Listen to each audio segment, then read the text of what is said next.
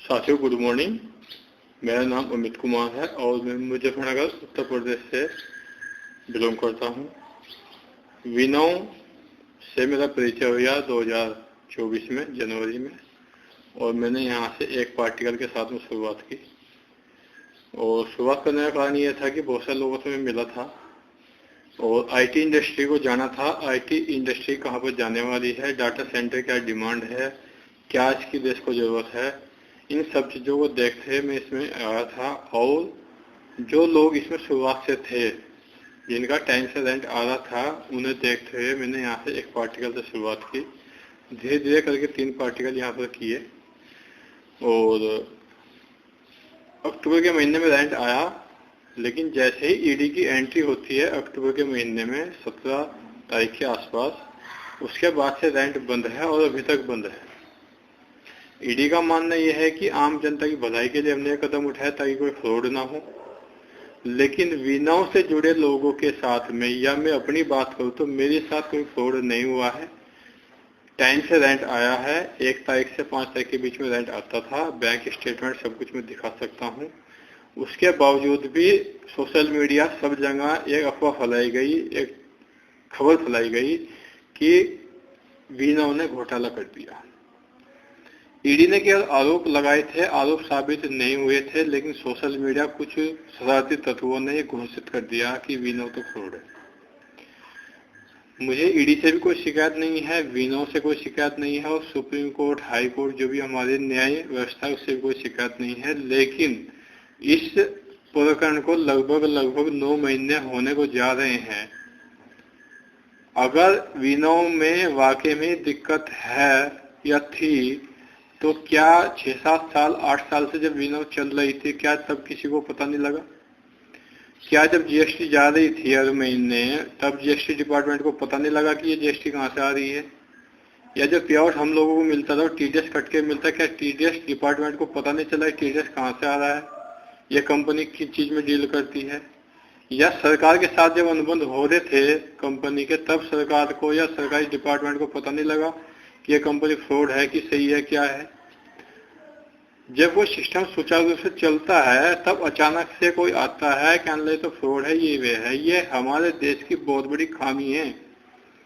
हमारे देश की जरूरत है डाटा सेंटर, जिसमें विनोव बहुत अच्छी तरह काम कर रही थी। देश को समझना चाहिए, सरकार को समझना चाहिए, न्याय व्यवस्था को, ईडी को, सबको समझना चाहिए कि देश की जरूरत पे काम हो रहा था।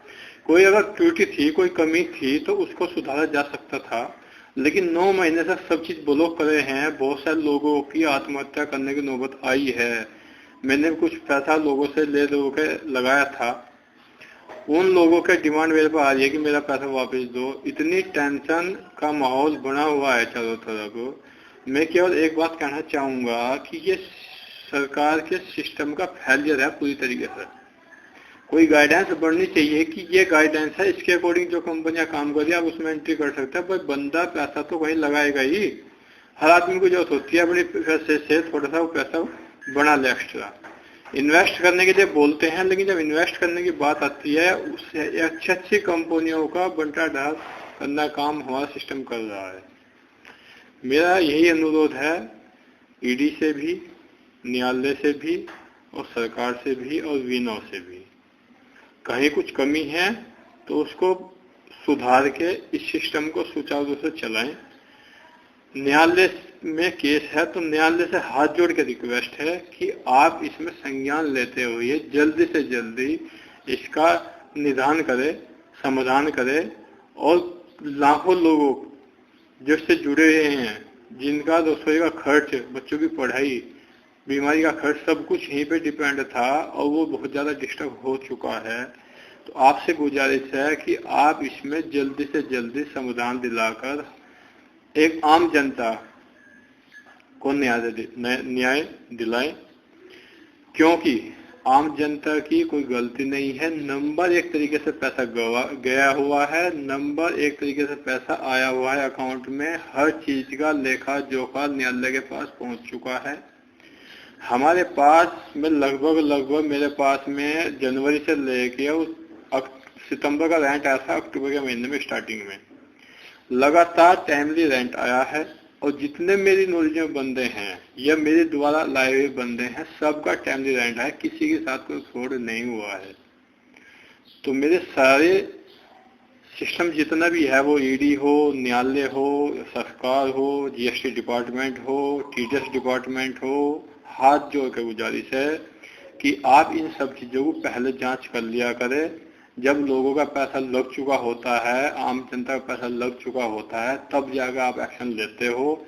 बहुत सारा पैसा ब्लॉक हो जाता है।